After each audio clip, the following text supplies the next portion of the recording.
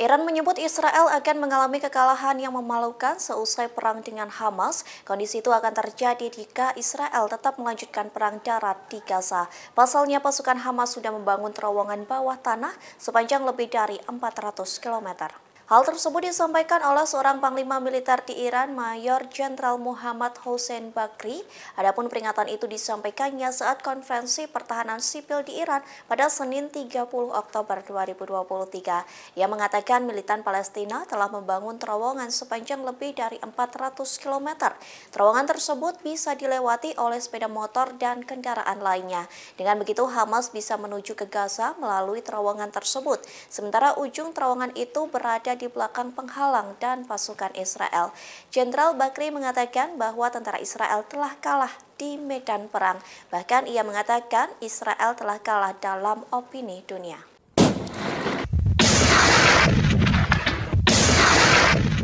Hizbullah mengklaim kembali menyerang posisi militer Israel di perbatasan Zionis, sedangkan skala besar itu menargetkan situs-situs Israel. Akibatnya sejumlah senjata dan peralatan Israel langsung hancur lebur. Adapun video tersebut dirilis oleh Hizbullah saat melakukan serangan skala besar mulai 28 hingga 29 Oktober 2023 silam.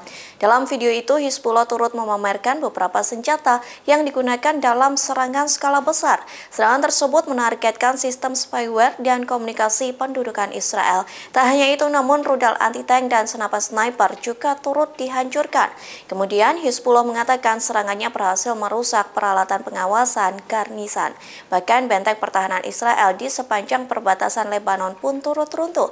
Sementara sebelumnya, Hizbullah mengklaim para pejuangnya menargetkan dan penghancuran peralatan kelas militer Israel. Adapun serangan itu ditujukan ke pemukiman Metula di wilayah pendudukan Palestina yang berbatasan dengan kota Kfar Kila, Lebanon. Hizbullah juga menargetkan sistem pengawasan di Bayar Lida serta benteng pendudukan dan melakukan serangan langsung.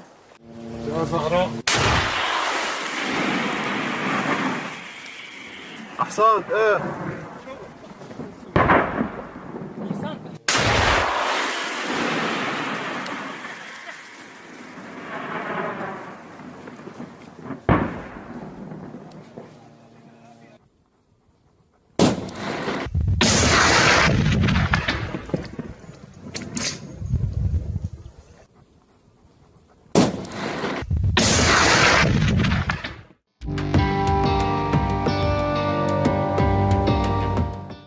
Al-Qassam mengatakan militernya terlibat bentrok dengan tentara Israel di Gaza bagian utara dan selatan. Bentrok itu terjadi lantaran Al-Qassam mengincar tentara Israel menggunakan kendaraan lapis baja. Sementara tank tersebut dipersenjatai dengan rudal Al-Yasin 105. Dikutip dari The Guardian, bentrok tersebut terjadi pada Selasa 31 Oktober 2023 pagi. Dalam bentrok di pagi hari itu, Al-Qassam menggunakan 4 kendaraan dengan rudal Al-Yasin 105. Al-Qassam mengklaim para militannya berburu tentara Israel yang berada di wilayah tersebut. Tak hanya itu, namun Brigade Al-Qassam juga menargetkan 2 tank dan bulldozer Israel di barat laut Gaza. Diketahui sebelumnya, pasukan Israel menargetkan jalan utama utara selatan Gaza. Kondisi itu membuat Al-Qassam meradang hingga menggunakan rudal Al-Yasin 105. Sayap militan Hamas ini mengklaim bahwa rudal Al-Yasin 105 merupakan senjata yang diproduksi sendiri.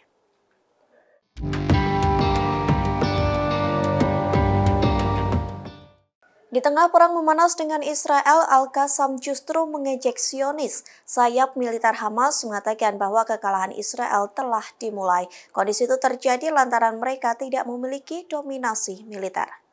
Hal tersebut disampaikan oleh juru bicara Al-Qassam Abu Ubaidah pada Sabtu 28 Oktober 2023. Pihaknya buka suara seusai tindakan agresi yang dilakukan Israel hingga pertumpahan darah yang dilakukan di jalur Gaza. Abu Ubaidah mengatakan bahwa kondisi itu merupakan tanda penderitaan berat yang dialami rezim tersebut. Ia mengatakan Zionis mulai melakukan ancaman, namun mereka tidak menyadari akan menghadapi kekalahan jauh lebih besar dari yang ditakuti. Kekalahan itu lantaran militer Israel tidak mendominasi. Bahkan Abu Ubaidah mengatakan bahwa keamanan dan militer Israel telah berakhir. Dalam kesempatan yang sama, Abu Ubaidah juga mengomentari soal warga Israel yang menjadi tawanan Hamas. Ia mengatakan bahwa kontak telah dilakukan dan ada peluang untuk mencapai kesepakatan. Namun Israel justru terhenti pada kemungkinan mencapai kesepakatan tersebut.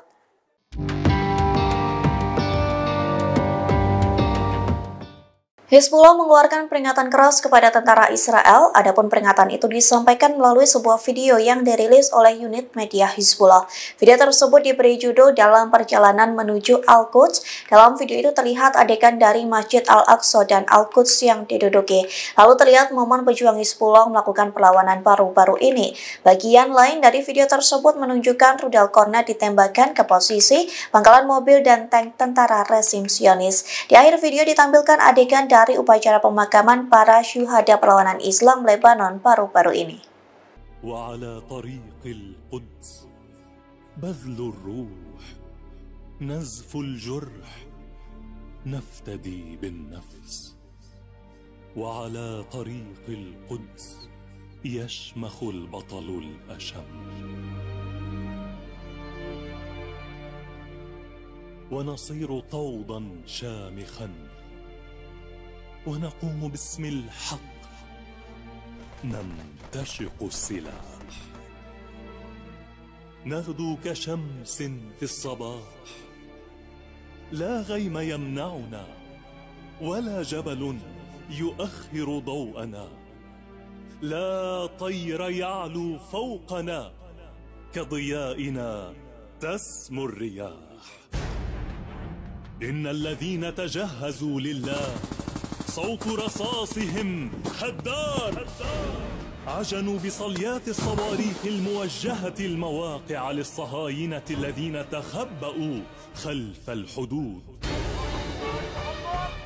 دمروا تلك المواقع أحرقوا دبابة في كل موقع قتلوا فيها الجنود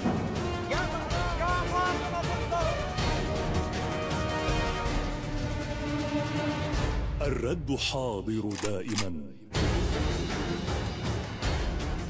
وإذا دخلنا سوف نمطركم بصليات من الشهداء ثم نخرج من شوارعكم ملاجئكم موائدكم مواردكم مناجمكم معالمكم لنقتلكم فرجالنا زرعوا بقلب عدونا خوفا ورعبا وقلق قرأوا الدخان النصر والرحمن قد قرأوا الفلق جادوا ببذل الروح بذل النفس هم يعبرون على طريق القدس. Download Tribun X sekarang, menghadirkan lokal menjadi Indonesia.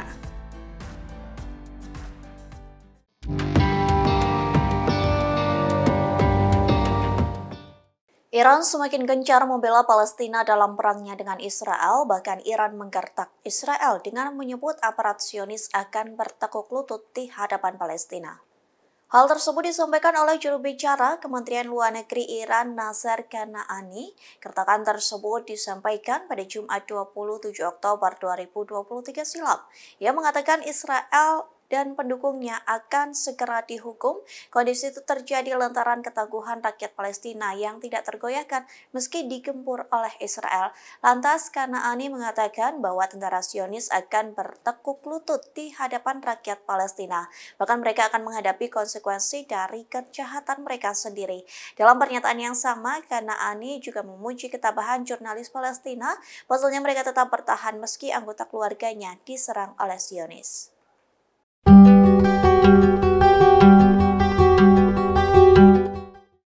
Israel mengklaim bahwa seorang warga Jerman Israel yang sempat disandra Hamas telah dibunuh oleh militan Palestina. Adapun korban tersebut merupakan seorang wanita yang diseret dan diculik oleh Hamas saat festival musik pada serangan besar-besaran pada 7 Oktober 2023. Hal tersebut disampaikan oleh Presiden Israel yakni Isaac Herzog. Diketahui korban tersebut bernama Shani Nikoluk, usia 22 tahun. Bahkan video Shani disandra oleh Hamas pun telah beredar di media sosial. Dalam video itu terlihat Shani terkapar di sebuah mobil pick-up dengan posisi setengah telanjang. Memang tidak terlihat wajah dari wanita tersebut, namun sosok itu diyakini sebagai Shani lantaran memiliki tato di kaki yang sama. Herzog mengatakan bahwa Israel telah menemukan tengkorak yang diduga milik Shani. Lantas yang menyebut Shani tak hanya disandra, namun korban disiksa sebelum dihabisi oleh militan Hamas. Sementara keluarga Shani mengatakan bahwa sudah diinformasikan oleh pemerintah Israel, namun keluarga belum membeberkan bagaimana Shani ditemukan.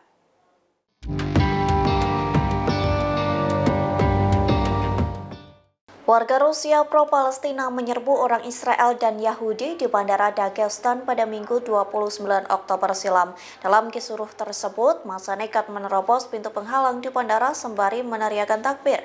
Menanggapi kisruh itu, Presiden Rusia Vladimir Putin buka suara. Ia mengatakan kerusuhan yang terjadi di akhir pekan itu merupakan dalang dari negara barat dan Ukraina. Putin menyebut bahwa mereka mendapat keuntungan dari perpecahan di Rusia. Selesai perpecahan tersebut, Putin langsung menunjuk anggota Dewan Keamanan, pemerintah Rusia, dan lembaga penegak hukum. Mereka ditugaskan untuk menangani situasi tersebut. Pasalnya, Putin menuduh ada pihak yang menggunakan konflik di Timur Tengah untuk melakukan perlawanan terhadap Rusia. Diketahui sebelumnya tercatat ada ratusan orang yang ada di Bandara Dagestan dan 50 pria diantaranya mendekati pesawat yang mereka tumpangi. Masa itu pun bertanya kepada penumpang apakah mereka orang Yahudi dengan menunjukkan paspor yang dimilikinya. Tak hanya itu, mereka juga menginterogasi teknisi pesawat. Masa tersebut sampai berjam-jam mencari penumpang dari Israel. Bahkan tak hanya bandara, mereka juga menghentikan mobil-mobil polisi untuk mencari penumpang Yahudi dari Israel yang mungkin bersembunyi. Masa juga memburu Yahudi Israel ke sejumlah hotel dan tempat-tempat umum di sekitaran bandara dan kota Dagestan. Para pengunjuk rasa juga membawa spanduk bertuliskan bahwa pembunuh anak tidak memiliki tempat di Dagestan. Diketahui bahwa Dagestan adalah negara bagian berpenduduk mayoritas Muslim di Rusia, tempat pemerintah federal dan lokal selama bertahun-tahun berjuang untuk meredam pemberontakan kelompok Islam.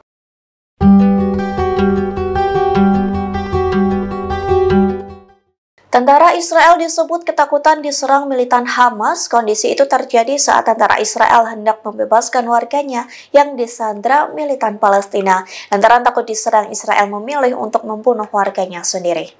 Dikutip dari Al-Mayadin.net, beberapa warga Israel terbakar secara hidup-hidup. Kondisi itu terjadi sejak serangan besar-besaran Hamas ke Israel pada 7 Oktober silam. Sejumlah warga Israel pun menjadi tawanan dari Hamas. Beberapa saksi mengatakan bahwa tentara Zionis menyerang orang-orang yang seharusnya mereka lindungi. Saksi mengatakan tentara Israel tidak diragukan lagi membunuh banyak pemukim Zionis. Hal itu lantaran mereka takut terhadap militan Hamas yang telah mempermalukan tentara Israel beberapa saat sebelumnya. Peristiwa tragis itu terjadi di Kibbutz Be'eri, sekira 4 km dari jalur Gaza. Tak hanya itu, namun keputusan-keputusan serupa direplikasi di beberapa pemukiman di wilayah konfrontasi.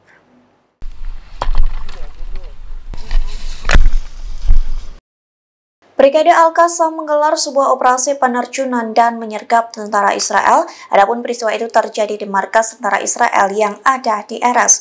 Akibat penyergapan itu dilaporkan beberapa tentara Israel tewas di markasnya.